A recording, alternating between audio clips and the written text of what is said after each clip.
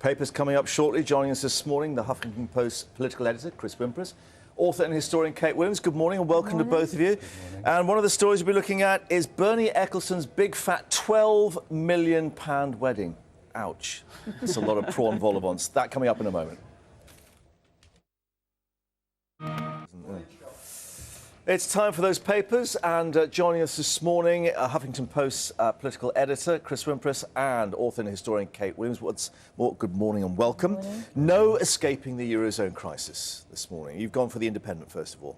Yes, I have. I mean, every front page is leading with the euro crisis, if it's not leading with hacking.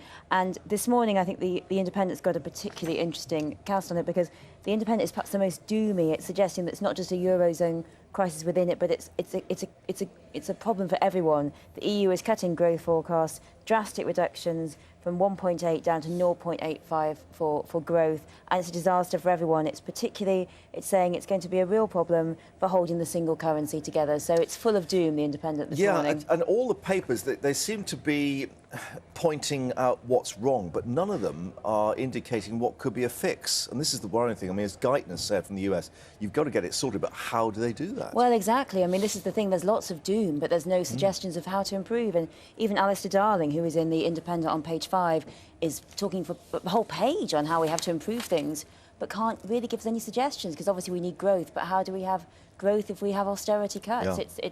It seems a bit of a catch-22 situation. Indeed. Much coverage of phone hacking. You've actually gone for quite interesting, the leader in the Times, News International title, of course. Defence and defensiveness.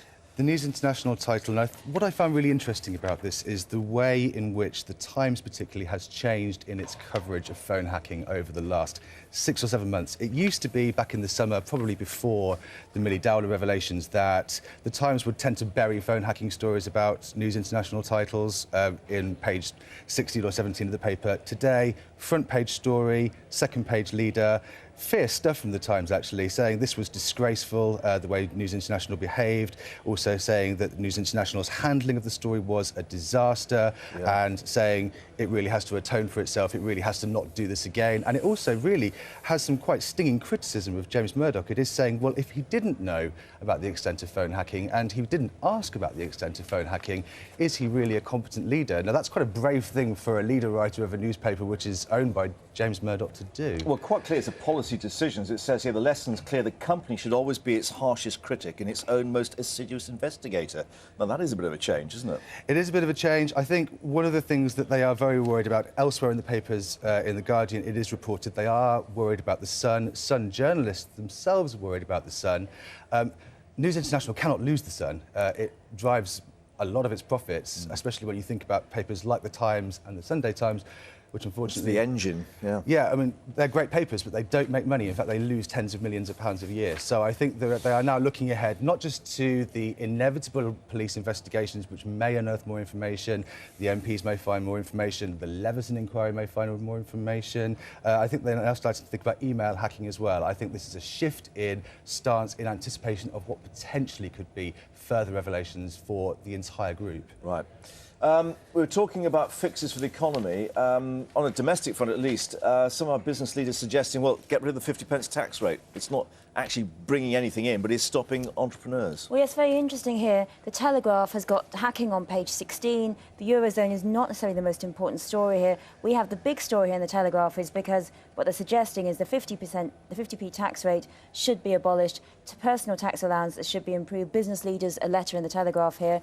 This is their suggestion of how to increase growth, to cut taxes and improve personal allowances. Yeah, which, again, many economists might agree with, but it's the political stresses and strains it's going to create within the coalition. I think George Osborne can't possibly agree to it, because it's going to seem so unpopular at this point in time, and the Liberal Democrats are never going to let it pass. So it's almost impossible, but here's the Telegraph making the suggestion that this is what we need. Yeah, would that change if the Treasury came out with figures and say, actually, we're not earning anything, we're not making anything from this 50p tax band?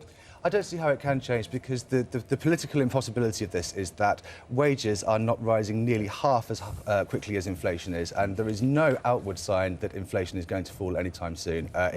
Some economists think it may go down next year, but at the moment it's running at twice the level of wage inflation, and people are feeling really skinned. And you just cannot do it in this scenario. It's an insult to other people down the bottom of the scale. It might make economic sense in a kind of esoteric kind of way, but in reality, it would just fly in the face of common sense. Yeah. And the government's perhaps in enough political trouble as it is. When we look at The Guardian, it's the continuing borders row. And, well, it's 14 questions Theresa May wants, or they wanted to answer. I mean, that list might grow, I suppose. That's the problem. I think it's more like about 21 questions. There's another 7 questions that they want to ask the senior civil servants at the Home Office as well. I think central, what they're going to try to get at is whether the pilot scheme, which was introduced at the UK Border Agency over the summer, was really about intelligence-led checks of passports, or whether it was really about managing a situation where you're cutting staff and you're facing a disaster zone in arrival halls in airports all over the country. And I think the government has issued a fairly robust defence of itself this week, and I think she's done quite well. But the reality is that they are cutting staff. But you cannot say that about immigration, because it's so toxic as an issue. You have to find another explanation for doing what you're doing. And Brodie Clark will be before the MPs on Tuesday, and I think that'll be the first time that we really get his answer to the story. But do you really think that Theresa May has come out well from this so far? I think, given the severity of what she's facing, I think she's been kind of all right. I mean, she's seen off quite robust attacks by Labour 3 times this week and has kind of survived. I think, you know, the Home Office is always very difficult, but I think the crucial thing is that within government, they cannot lose Theresa May. They lost Liam Fox 3 weeks ago. They don't want to lose another minister, and I think they will stick by her. Otherwise, they're going to look accident-prone, aren't they? They'll look accident-prone, and also, if this is really about cuts, if there are going to be problems in every government department over cuts over the next 3 or 4 years, if the first time it happens that an official starts causing problems for a minister and they cave in and a minister resigns, then you won't have a government left within 6 months. I mean, it'll be happening all over the place. So we need no more cat gates. Yeah. That's it. The cat doesn't help. That doesn't help. Now, we're going to get a bit technical in the Financial Times now, Kate. Gilt yields fall as UK becomes safe haven. Well, yeah. Is this good or bad news? Well, it's very interesting because a lot of the newspapers are suggesting that what's happening in the Eurozone is bad news. The Guardian suggests it's economic Armageddon. That's what the Treasury is preparing for.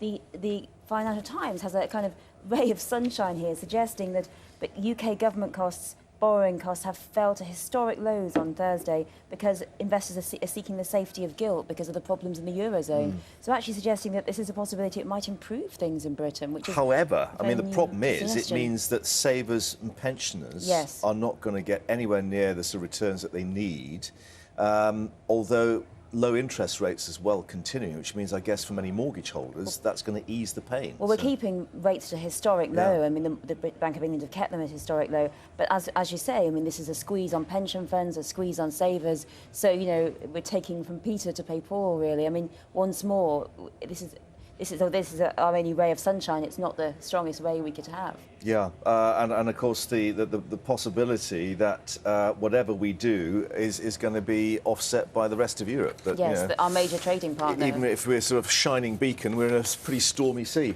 Right, let's talk about the French and the sun, which you've talked about before, of course. French gypsies setting up illegal camps. It's got everything you can imagine to light the blue touch paper, isn't it? It's an unholy trinity of tabloidness rolled up into one convenient package.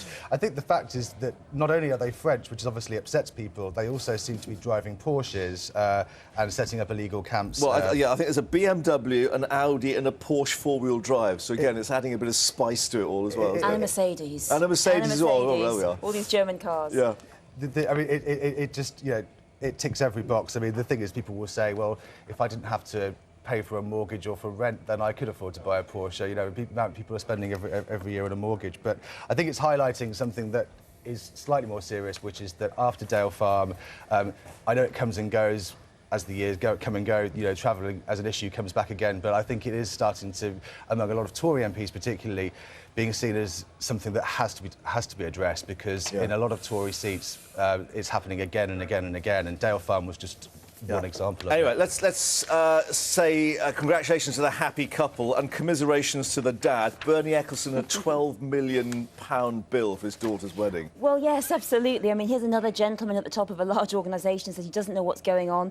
And you know, it's been our year of massive weddings this year. You know, Duke and Duchess of Cambridge. Here seems to be the biggest one. Petra Ecclestone's, her wedding apparently cost in excess of 12 million, and poor old Bernie begged his wife and daughter to cut back on the spending, couldn't stop them. They were determined to spend £4,000 a bottle on wine, book the Black Eyed Peas and the Royal Philharmonic Orchestra. And well, not as that, and Eric can't stop Clapton Slavica. playing for the couple's first dance, followed by Rihanna at the engagement. I mean, it's not bad going, is it? You know. But he could have said no. I mean, it's his money. He can't say no. He says, you know, he can't stand up to Slavica and Petra when they're determined. He told them, he said, you know, I told them to stop, and my wife just went ahead and spent it anyway. So Bernie has his problems, So even though had it to might sit there not and seem sip like his it. Chateau Petrus, listening to Eric Clapton. It's a hard life, isn't it? We struggle on. Indeed. The heart bleeds. Indeed. What's on the back pages, Charlie? Well, we'll start with the Telegraph, because they have the headline, "No Fear." And this refers to England as they prepare to play Spain. Defiant